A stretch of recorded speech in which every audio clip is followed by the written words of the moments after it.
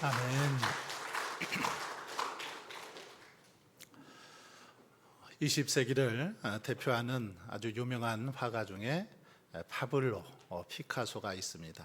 스웨덴 출신의 그런 화가인데, 피카소는 어느 날 혼자 이렇게 집 주위를 산책하고 있었습니다. 그런데 얼마쯤 지나다가 갑자기 주위에서 이 한 사물이 이렇게 자기 눈에 확 띄었습니다. 그것이 눈에 들어온 것입니다. 다름 아닌 그것은 고장난 자전거였습니다. 누군가가 타다가 이제 고장이 나서 그냥 여기다가 거기다가 버리고 간 게 틀림없어 보였습니다.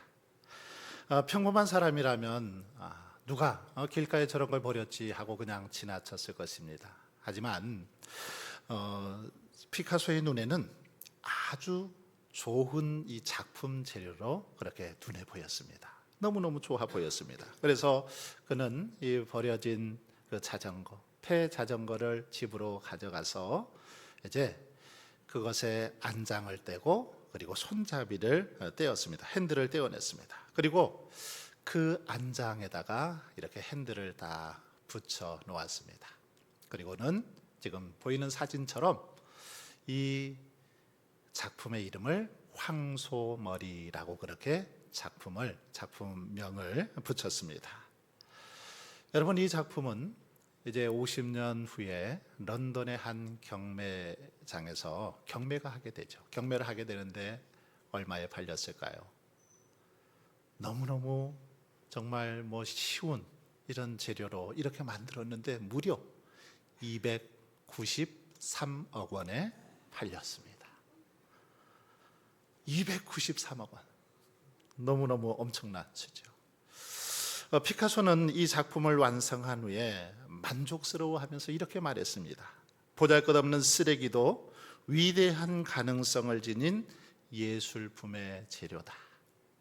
보잘것없는 쓰레기라도 위대한 가능성을 지닌 예술품의 재료다. 여러분, 그렇습니다. 버려진 폐 자전거도 이 피카소의 손에 이 폐 자전거가 들려지니까 이렇게 정말 위대한 작품으로 탄생할 수 있게 되었다라는 것입니다. 버려졌던 그 자전거, 어쩌면 아무도 눈여겨보지 않았던 그 자전거가 피카소의 손에 들어가니까 아주 뛰어난 걸작품, 수백억 원에 달하는 걸작품으로 탈바꿈하게 되었다라는 것입니다. 오늘 본문에도 보면 이와 비슷한 이야기가 기록되어 있습니다. 바로 오네시모의 삶입니다. 오네시모는 주인을 배신하고 도망친 무익한 그런 노예였습니다. 아무도 눈여겨보는 사람도 없고 그가 죽든 말든 신경 쓰는, 관심 가져주는 사람이 없었습니다. 어쩌면 쓰레기장에 버려진 이 폐 자전거처럼 그의 인생은 버려진 그런 인생이었습니다. 하지만 이렇게 쓸모없는 인생이었고 무익하고 정말 아주 쓸모없는, 소용없는 그런 존재였지만 그의 인생이 아주 유익한 자의 삶으로 바뀌어집니다. 도망친 노예가 사도 바울의 신복이 되죠.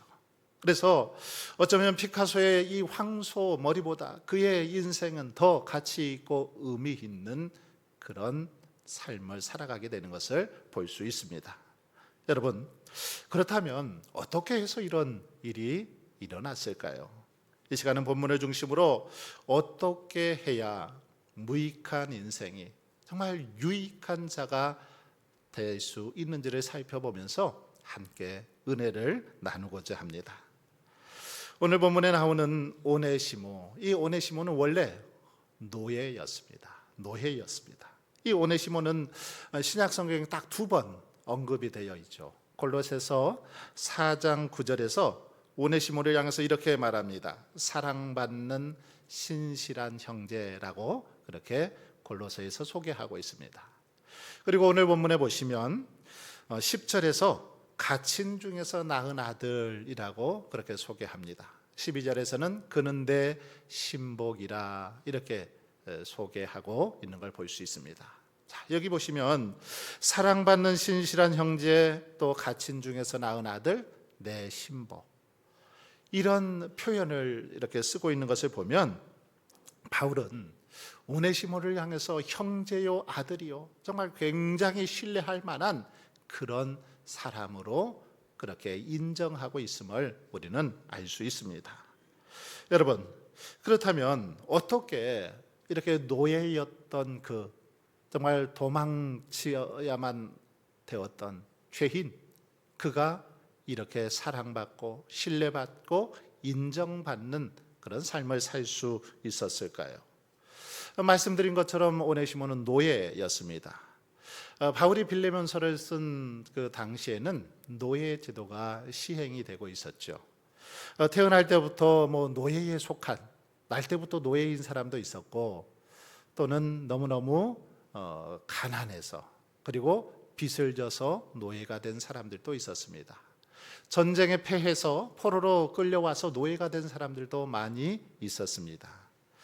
당시 그리스 아덴의 인구는 약 45만 명이었는데 이 중에 자유인은 2만 명, 그리고 외국인들이 3만 명, 나머지 40만 명은 노예였다라고 그렇게 말하고 있습니다. 본문 속의 오네시모가 어떤 이유로 노예가 되었는지는 알 수 없습니다.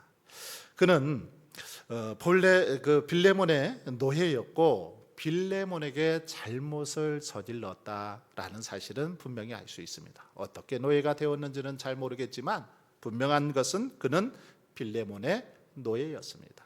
뿐만 아니라 빌레몬에게 큰 잘못을 저지르고 도망갔다는 사실을 알 수 있습니다. 오네시모는 빌레몬이 사는 이 골로새에서 도망치죠. 멀리 약 1500km가 떨어진 곳으로 도망칩니다. 바로 그곳이 로마이죠. 로마에 도착한 그는 로마에서 하나님의 놀라운 인도하심 속에 한 사람을 만나게 되죠. 바로 사도 바울입니다.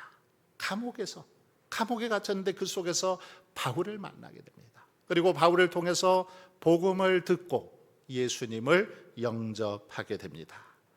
이 때문에 바울은 오네시모를 오늘 본문에서도 뭐라고 말합니까? 갇힌 중에서 낳은 아들이라고 그렇게 부르고 있습니다. 감옥 속에서 낳은 아들, 바로 오네시모라는 것이죠.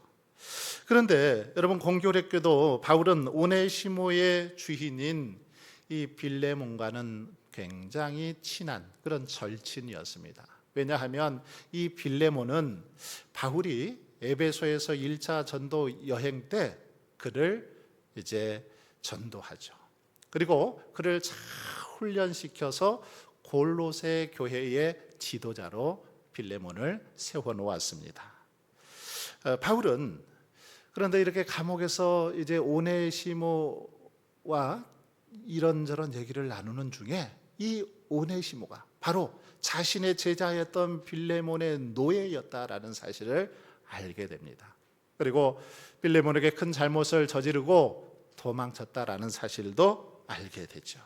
그래서 바울은 나중에 이제 오네시모가 감옥에서 풀려날 때에 그에게 그 빌레몬이 있는 곳으로 돌아갈 것을 당부합니다. 그리고 빌레몬에게 편지를 썼죠. 편지를 써서 그것을 두기고와 오네시모를 통해서 전달을 하게 됩니다. 바로 이것이 빌레몬서이죠. 이렇게 전달된 편지가 빌레몬서입니다. 여러분, 우리는 여기서 오네시모가 골로새에 도착해서 이 빌레몬을 만날 때의 한번 장면을 좀 상상해 보면 좋을 것 같습니다. 오랫동안 이제 도망쳐서 이렇게 감옥살이 하다가 풀려나서 드디어 오네시모가 빌레몬 앞에 섰습니다.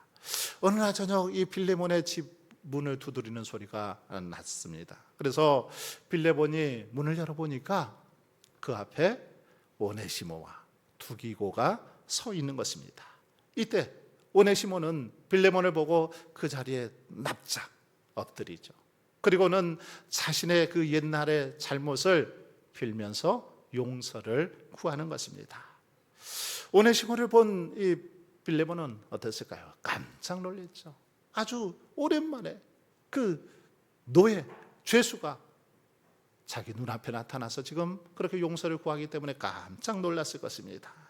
자기에게 큰 피해와 상처를 준, 정말 배신하고 떠났던 그 노예가 다시 와서 그렇게 엎드리면서 잘못을 구하고 있는 이 모습을 보면서 깜짝 놀랐습니다. 뿐만 아니라 어색하고 어쩌면 아주 난처한 그런 순간이었죠. 그런데 그때 오네시모 곁에 서 있던 이 두기고가 바울의 편지를 빌레몬에게 건넵니다. 그 편지에는 정말 그가 온 마음으로 사랑하고 존경하는 바울의 이 당부가 잘 담겨 있었습니다. 빌레몬은 양피지에 쓰인 이 바울의 편지를 천천히 읽어 내려갑니다. 여러분, 이 편지의 내용이 무엇입니까?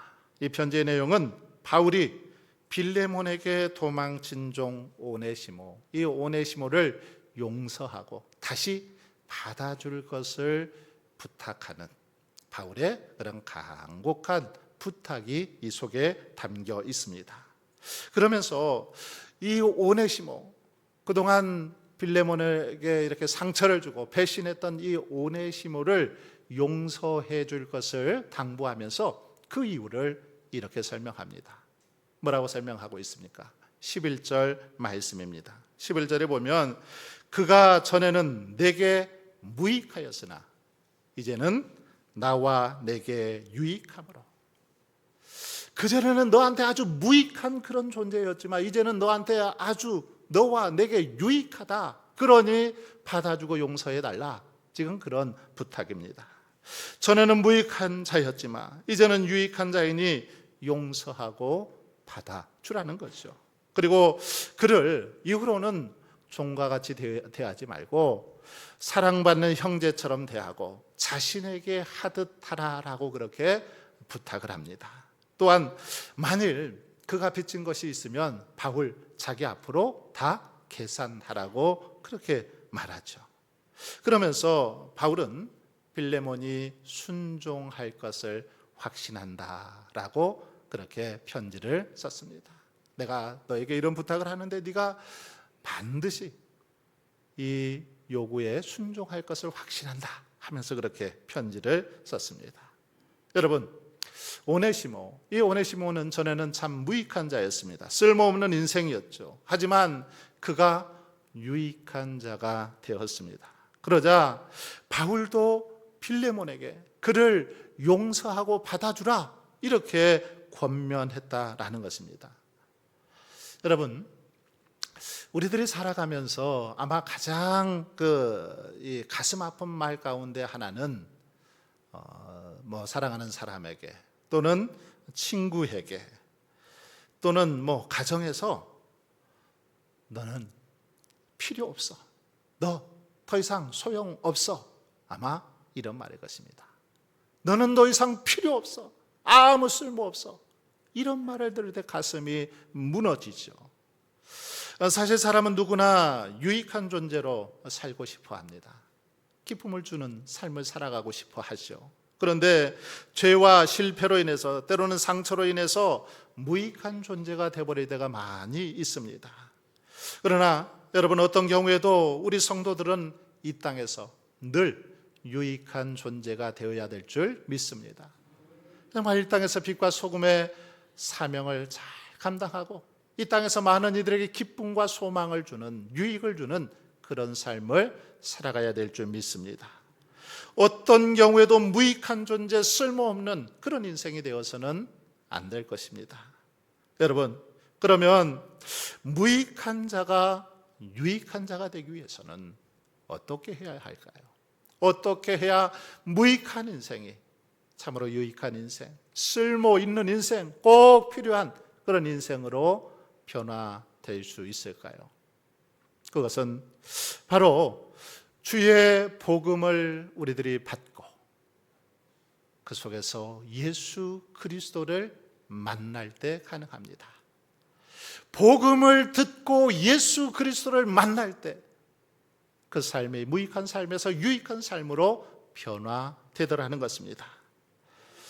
여러분, 전에는 참으로 무익하고 쓸모없는 오네시모였지만 그는 바울을 통해서 복음을 들었습니다. 그리고 그 속에서 예수 그리스도를 발견하고 만나게 되죠. 그러자 어떻게 됩니까? 그의 삶이 완전히 바뀝니다. 그는 위대한 신앙인이 되었고 바울과 빌로벤에게 없어서는 안 될 유익한 사람이 되었습니다. 전에는 무익한 사람, 쓸모없는 사람이 되었지만 복음을 듣고 예수 그리스도를 만나고 나니까 꼭 필요한 존재가 될 수 있었다라는 것입니다. 이처럼 쓸모없고 무익한 사람도 또 남에게 해로움을 주는 사람도 복음을 듣고 예수 그리스도를 만나면 정말 이렇게 유익한 인생이 될 줄 믿습니다. 가치 있는 사람이 될 수 있을 줄 믿습니다. 여러분, 인류 역사를 한번 보십시오. 예수 그리스도를 인격적으로 만나고 변화되지 않는 사람 있었을까요? 없습니다. 예수 그리스도를 온전히 인격적으로 만나고 변화되지 않은 사람 없었습니다. 제대로 예수님을 만나고 하나님을 만나면 변화될 수밖에 없기 때문이죠.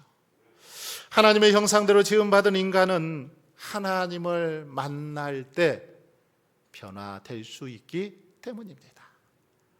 하나님을 인격적으로 만날 때 그 삶이 변화될 수 있기 때문이죠. 갈대아 우리에서 우상을 만들어 팔던 이 아브라함은 하나님을 만나고 나서 위대한 정말 믿음의 조상이 되는 것을 볼 수 있습니다. 돈밖에 모르던 수전노 삭개오도 예수 그리스도를 만나게 되자 이제는 베풀고 나누는 그런 인생으로 바뀌는 것을 볼 수 있습니다. 바다에서 물고기를 잡던 베드로도 예수님을 만난 후에 사람을 낚는 어부가 되었습니다. 마음이 여리고 늘 두려움에 떨며 살았던 기드온도 하나님을 만나고 나니까 아주 강하고 담대한 용사가 되었던 것을 우리는 분명하게 알 수 있습니다. 여러분, 그렇다면 왜 예수를 만나면 사람이 변화되는 걸까요? 왜 그렇습니까? 바로 예수 그리스도 안에 변화의 능력이 있기 때문입니다. 예수 그리스도만이 길과 진리와 생명이 되시기 때문이죠. 예수 그리스도만이 우리 인생의 진정한 해답이기 때문입니다. 그래서 예수 그리스도를 만나면 변화됩니다. 죄인에서 의인으로 변화됩니다. 여러분, 그래서 우리 주님은 이렇게 우리에게 말씀하십니다. 진리를 알지니 진리가 너희를 자유롭게 하리라. 진리 대신 예수님께서 진리를 알지니 바로 진리가 너희를 자유롭게 하리라. 그렇게 말씀하셨습니다. 여러분, 그러므로 누구든지 예수 그리스도를 만나면 무익한 사람이 유익한 사람이 되는 줄 믿습니다. 인생의 목적이 바뀌고 인생의 우선순위가 바뀌고 인생의 모든 방황이 끝이 나게 되는 줄 믿습니다. 죄인에서 의인이 되고 종에서 자유인이 되는 것입니다. 여러분, 이와 같이 오네시모는 로마 감옥에서 바울을 만나 복음을 듣고 예수님을 만났을 때 이제 그의 인생은 완전히 바뀌게 되죠. 전에는 종이었으나 이제는 주 안에서 사랑받는 형제가 되었습니다. 아들과 같은 그런 존재가 되었습니다. 그래서 바울은 고린도후서 5장 17절에서 이렇게 우리에게 말씀하고 있습니다. 누구든지 그리스도 안에 있으면 새로운 피조물이라. 이전 것은 지나갔으니 보라 새 것이 되었도다. 아멘. 그렇습니다. 그리스도 안에 있으면 새로운 피조물로 거듭나게 되더라는 것입니다. 한 젊은이가 방황하다가 죄를 범해서 감옥에 들어갔습니다. 그런 감옥 속에서 복음을 우연하게 듣게 됩니다. 복음을 듣고 예수 그리스도를 만나게 됩니다.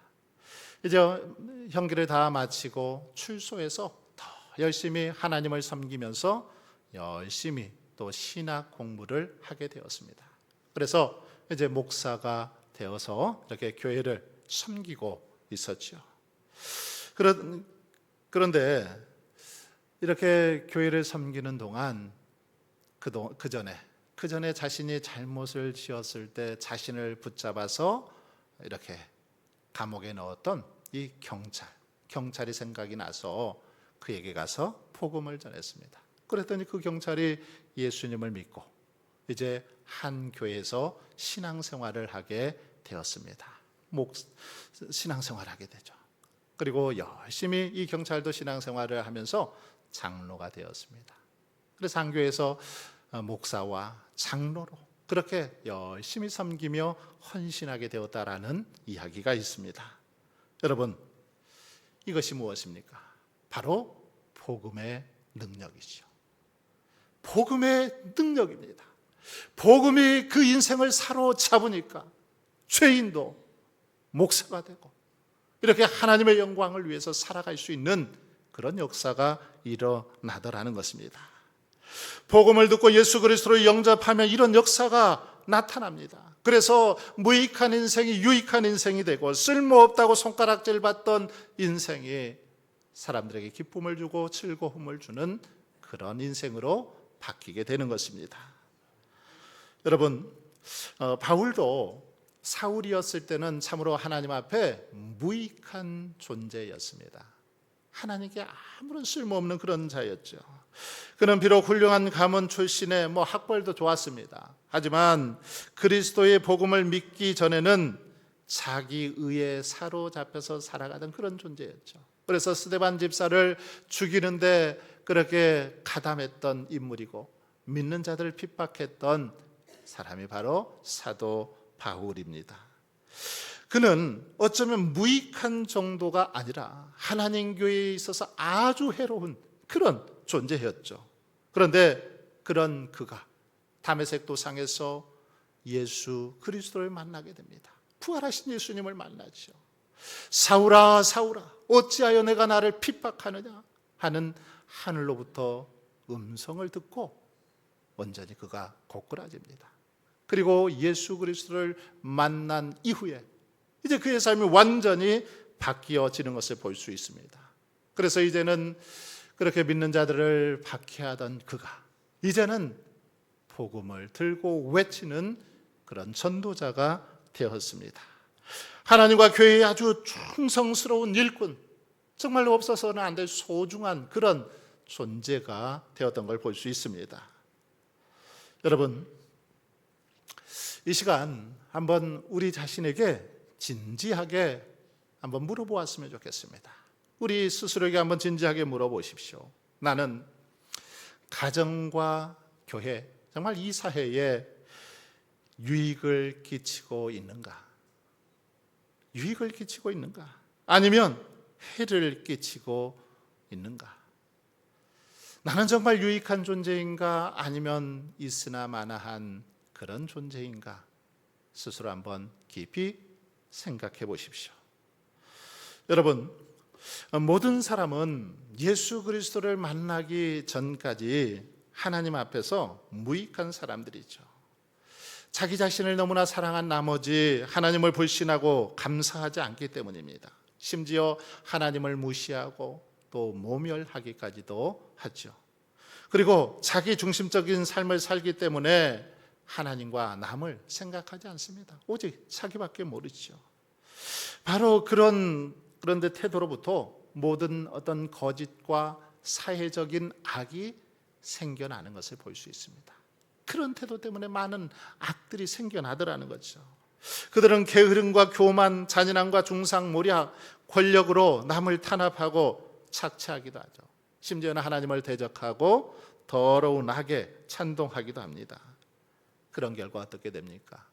소돔과 고모라 성처럼 그렇게 하나님의 심판을 받을 수밖에 없죠. 노아 시대처럼 홍수의 심판을 받을 수밖에 없더라는 겁니다.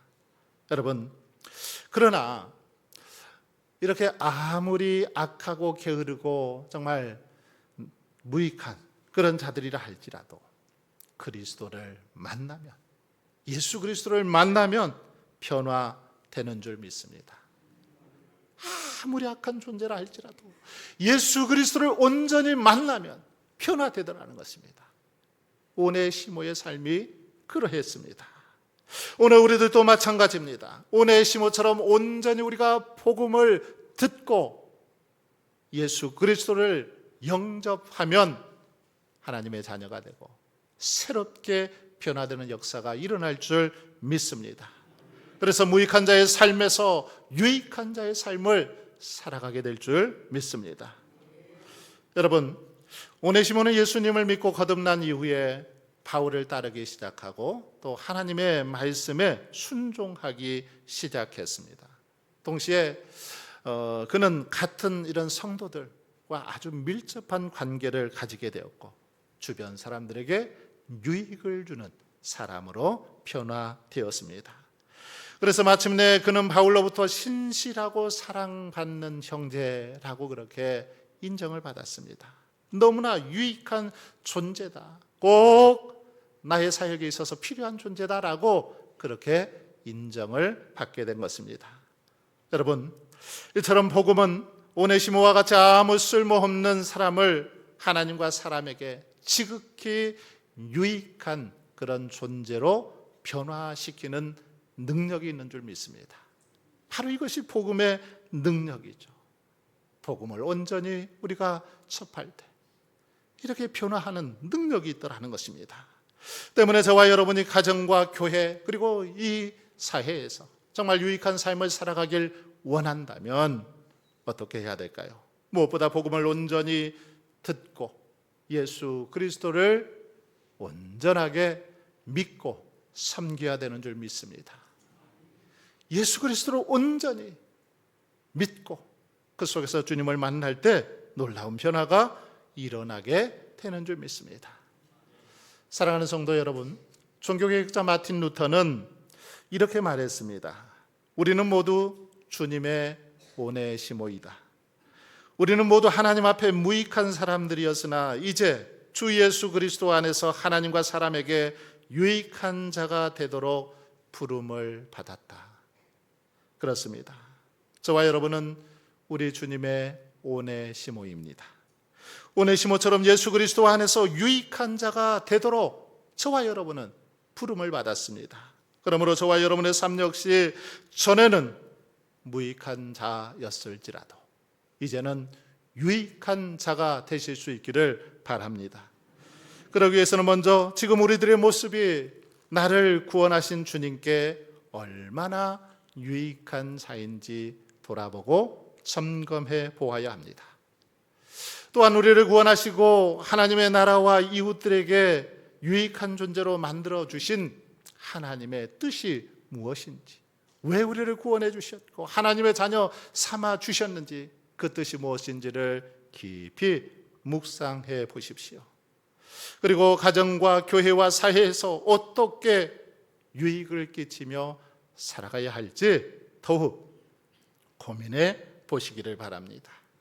그래서 우리 모두 주님의 오네시모가 되어서 무익한 자에서 유익한 자의 삶을 살아갈 수 있기를 바랍니다. 참으로 이 땅에서 정말 소중하고 존귀한 존재, 꼭 필요한 그런 존재들이 될 수 있기를 바랍니다. 무엇보다 하나님과 이웃에게 더욱더 사랑받고 인정받으며 꼭 필요한 참으로 존재가 되어서 날마다 우리 하나님께 영광 돌리는 저와 여러분 모두가 되실 수 있길 주의 이름으로 축원합니다.